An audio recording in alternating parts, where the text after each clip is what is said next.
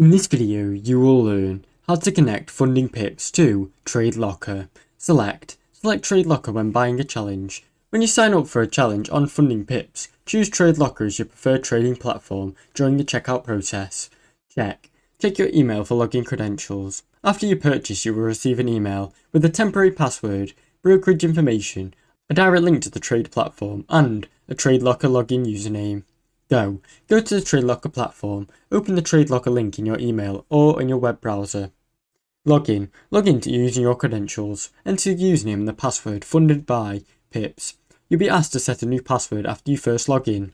Verify your account dashboard. Once logged in, you should see a funding pips account details, balance, equality, instruments and charts, all within the Tradelocker interface. Start trading. You're now connected with Tradelocker tools for a one-click charting, trading and risk management tool. Now you know how to connect funding pips to Tradelocker. Thanks for watching. Don't forget to like and subscribe.